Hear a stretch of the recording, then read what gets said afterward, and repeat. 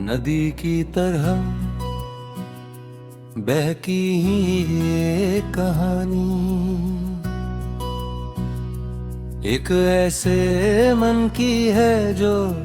शब्दों में बंधा नहीं, बस महसूस होता है जैसे हवा में कोई अनकही धुन हो, जो हर सांस के साथ भीतर उतरती जाए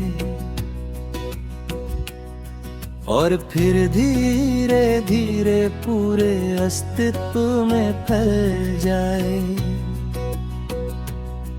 ये गीत किसी ढांचे का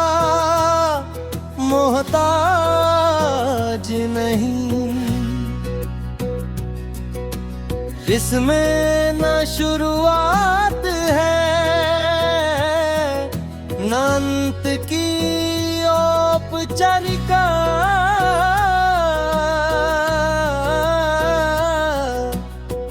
बस एक निरंतर बहाव है जिसमें कभी यादें मिलती हैं, कभी उम्मीदें, कभी टूटे हुए सपनों के टुकड़े और फिर से जुड़ने की कोशिशें, जिससे हुई अकेला यात्री रात के सन्नाटे में चलते हुए अपने ही कदमों की आवाज सुनकर खुद को पहचानने की कोशिश कर रहा हो, और हर कदम के साथ उसके भीतर कुछ बदलता जा, कुछ पुराना छूटता जाए और कुछ नया जन्म लेता जाए। ये आवाज उस समय की भी है जब दिल ने पहली बार किसी को महसूस किया था, बिना किसी कारण, बिना किसी वादे के, बस एक अनजानी सी खिंचाव के साथ जो समझ से परे था लेकिन बहुत गहरा था, जैसे बारिश की पहली बूंद सूखी धरती पर गिरकर उसे सिर्फ भिगोती नहीं बल्कि जगा देती है, और उस जागरण में मिट्टी की भी अपनी एक भाषा होती है जिसे सिर्फ हवा समझती है। ये गीत मन कहे संवादों का भी है, जो दो लोगों के बीच आंखों से शुरू होकर चुप्पी में खत्म हो जाते हैं, लेकिन फिर भी कहीं भीतर चलते रहते हैं, जैसे कोई अधूरी बात जो पूरी होने की जगह सिर्फ महसूस होती है, और उसी अधूरेपन में अपनी पूर्णता ढूंढ लेती है।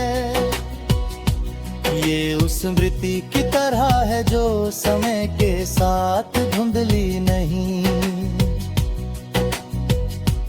होती बल्कि और स्पष्ट हो जाती है, जैसे पुराने घर की दीवारों पर भी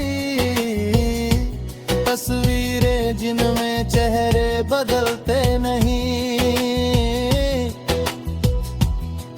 बस उनके आसपास का समय बदल जाता है। ये उस दर्द की भी आवाज है जो चिल्लाता नहीं, बल्कि धीरे धीरे अंदर बस जाता है। और फिर वहीं से समझदारी, सहनशीलता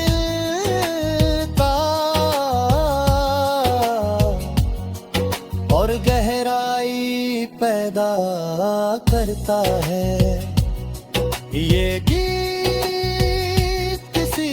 मंजिल की बात नहीं करता, क्योंकि यहाँ हर रास्ता खुद में एक मंजिल है। हर मोड़ एक नई कहानी है, हर ठहराव एक नया रथ है, और हर खो जाना एक नए मिलने की शुरुआत है। इसमें वो बच्चा भी है जो बिना वजह हंसता है, और वो बूढ़ा भी है जो बिना बोले बहुत कुछ समझ चुका है।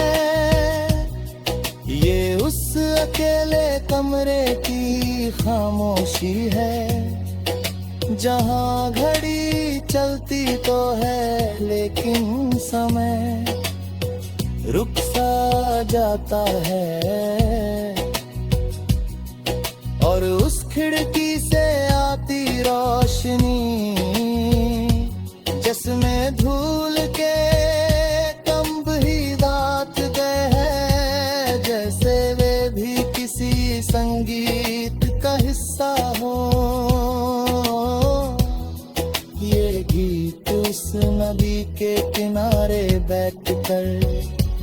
खुद से बात करने जैसा है, जहाँ पानी लगातार चलता रहता है,